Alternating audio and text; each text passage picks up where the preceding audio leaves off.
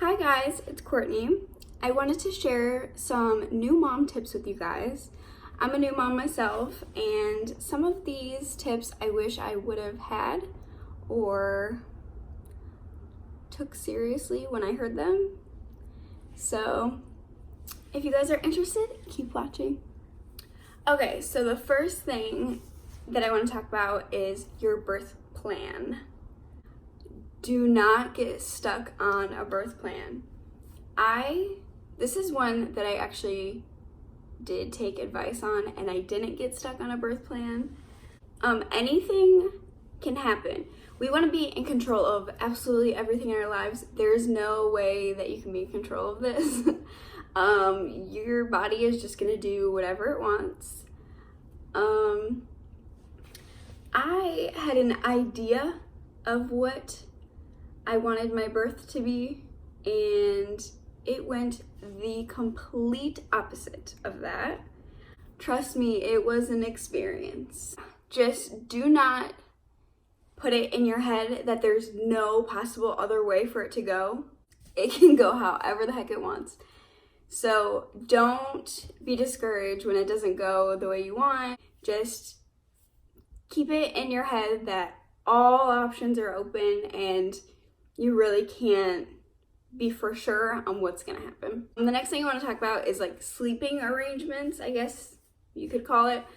I was super like, we are buying a bassinet, he's going to sleep in the bassinet in our room, like end of story, that's how it's gonna be. Well, he hated the bassinet. He's like just now kind of like, sometimes I can get him to nap in it. I think like 3 nights so far I've actually gotten him to sleep in it. But when he was a brand new, fresh home from the hospital, he wanted nothing to do with the bassinet. He absolutely hated it. Like he would just cry and cry when we put him in it. Do not lose your sanity trying to get your baby to sleep in the crib, sleep in the bassinet, co-sleep, whatever you have like stuck in your head that you want to do. I'm not telling you to like just throw everything out the window. You'll know, trust me, you will know what to do with your baby. But I was like, we are not co-sleeping. I was literally anti-co-sleep. And guess what? We co-sleep. And he loves it, and we love it. So I know there's people out there like I was, like, oh my God, you can't have your baby in your bed. Oh my gosh, like it's dangerous. It is, so be careful. I don't know if you guys have heard of the DockATot. Everybody loves that. It's like $200+. And I had already spent that on the bassinet. I was not gonna spend that now on a DockATot. So we like have a DIY DockATot. We take a blanket, we roll the sides under, and he sleeps in it just like a DockATot in between me and my husband in the bed. You gotta do what you gotta do. Do not lose your sanity trying other things. Trust me, like you need your sleep just as much as your baby does. Do what you gotta do. And if people are judging you, just do you, okay?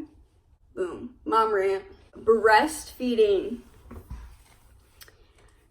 I breastfed my son for the first month, maybe a little bit after the first month, and he started getting super grumpy. We weren't sure what was going on, so I decided to start pumping and giving him bottles. Hold on, he's crying. When I was pumping, I realized I was not actually making enough milk. Ace. And that's why he was being so grumpy, because he wasn't getting enough. So I was very discouraged when I figured that out, and I was very sad for him that he was actually like hungry when he was crying so much. But as a new mom, you don't really know. He's literally sitting on my lap. So I don't know how many times I tried to film this part of the video, and like, it's been an adventure over here. I'm gonna lose my bananas. Then I obviously didn't have enough milk pumped yet, so we were doing milk, breast milk, formula every other. So we were supplementing to make sure that this guy was getting what he needed, and I was trying to boost my milk supply so that I could start breastfeeding again. And it did not work like that. Oh, little tidbit, mom brain's real, okay? I was like, oh, you know, excuses. No. That's a real thing. I was trying everything to boost my milk supply. I was eating sweet potatoes and oatmeal every morning, spinach, I bought everything that boosts your milk supply, hoping that it would help. It helped for a little bit, and I was going strong. I was like, yes. So I started just pumping and giving him breast milk, and then all of a sudden my body was like, nope, you're cut off, you're done. So he's on formula, and he's clearly doing great with it because he's getting so big. You're getting so big. All right, Ace. Okay, so next thing on my list is when you're in the hospital, they have a nursery available. Before I went in the hospital, was like, no, like, my baby's gonna stay with me 24/7. My hospital was awesome. The nurses were awesome. We loved being there. And so we took full advantage, and we were so happy that we did. Obviously, we missed him like crazy, but like, we needed our sleep. It is rough out there, okay? You need your sleep. So take advantage of the nursery, I'm telling you.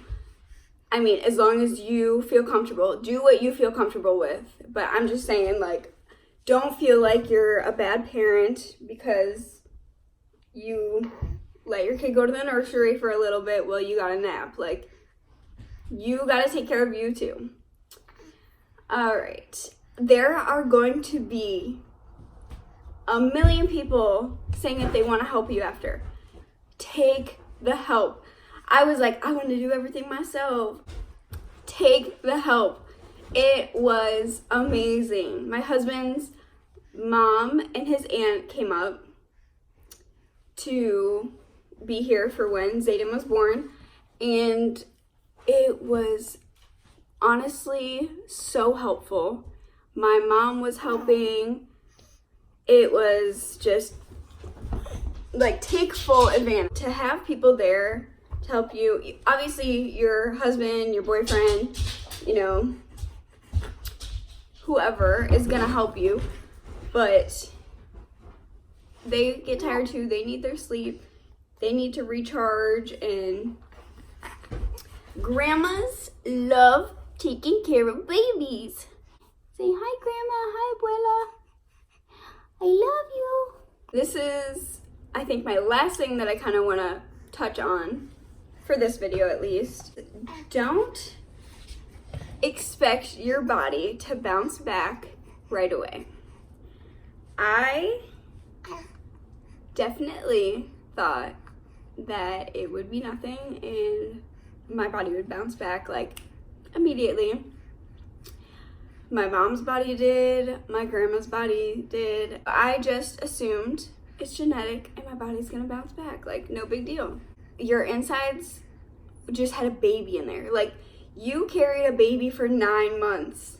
So clearly, if it took 9 months to make this baby perfect, it's going to probably take at least 9 months for your body to relax, your insides to not be so swollen. I was definitely used to my body looking pretty good before, you know, like, maybe my stomach wasn't like perfectly flat, but like, I danced my whole life, I worked out, I was used to like a nice toned body. And it's going to take time. Don't expect the most and be disappointed because your body isn't where you thought it would be. And, you know, like, trust me, you will get there eventually. I'm not where I want to be yet. But, like, the only weight that matters in the first year is your baby's weight. You grew a life inside your body. Like, that's amazing. Your mental health is way more important than your physical appearance right now. You are healthy, your baby's healthy, that's all that matters, and your body will be there again someday. Boom! I hope these tips were helpful to you guys. I hope I didn't just ramble this entire video. I will be back again with more videos, mom videos, fashion videos, makeup videos, you know, just doing it all over here. Or trying to, at least. Well, thank you guys for watching. Bye. Say bye.